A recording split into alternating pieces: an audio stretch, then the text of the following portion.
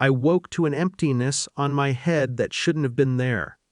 The cold pillow pressed against bare skin. For a long moment I didn't remember. Then the mirror, no hair, just scalp, pale and trembling, touched it with the backs of my fingers, as though feeling might confirm that I wasn't still dreaming.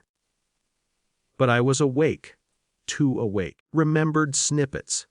The buzzing of clippers, a shadow moving in the dim light, the faint smell of antiseptic or shampoo. Mom, she'd done it while I slept. Justice, she'd said. Justice. I wanted to scream, but my throat only made that dry, tight sound that comes when you're trying not to be seen. Not now. Not before the wedding. I thought of my sister. She was upstairs, laughing with friends, hair curled and pinned perfectly. The picture of the daughter Mom had always said was made for the world. And me. I didn't even know if I existed in that morning, except as a bald anomaly, a mistake, or a punishment.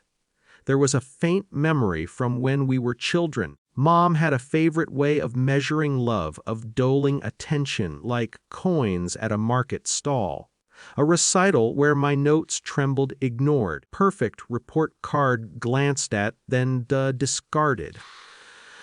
My sister brought home a ribbon she'd won in art. She was praised in front of everyone, Mom beaming. That pattern hadn't stopped, it just became quieter, subtler. And now, this, I avoided the mirror most of the day. Breakfast, Dad's eyes caught mine. They didn't linger with amusement. They didn't mock.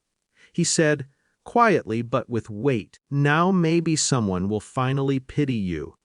But don't let them see you like this outside the house. It wasn't comforting.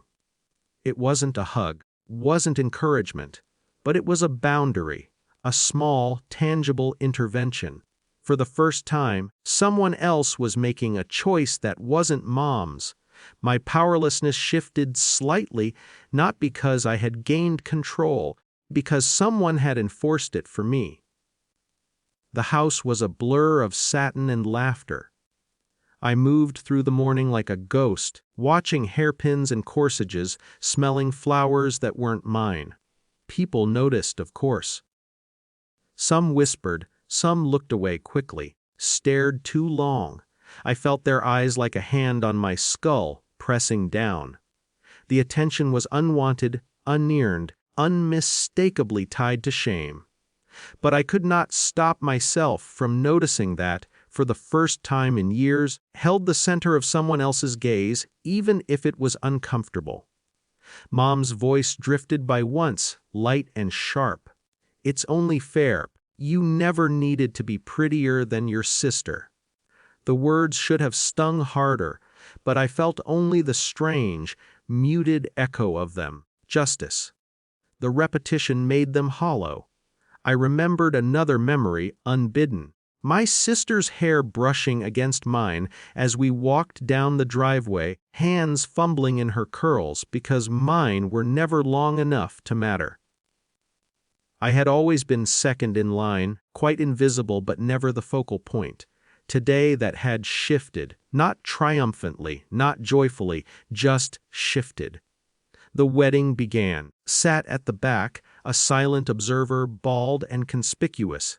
Guests whispered, but no one laughed outright. The ceremony moved forward, full of smiles and vows, and I existed in a quiet, separate current.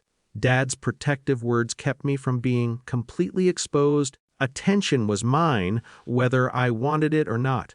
Afterward, when the house emptied and the laughter receded, I found myself in the bathroom again. The mirror reflected someone unfamiliar. I traced my scalp, remembered every small humiliation, discarded achievement. And somewhere underneath, there was a strange clarity. The hair had been taken, yes, but not the self I had always carried. I didn't feel victorious. I didn't feel angry. I didn't feel whole. I felt observed. Fractured, seen in a way that was not flattering, not tender, but real. My mother's justice was flawed. My father's intervention was limited. I was still me, still existing in a house that had never measured me kindly. I washed my face, the water run cold over the nape of my neck. I would survive tomorrow. I would be expected to smile again, to play the part, to witness my sister's happiness while carrying this quiet, raw awareness.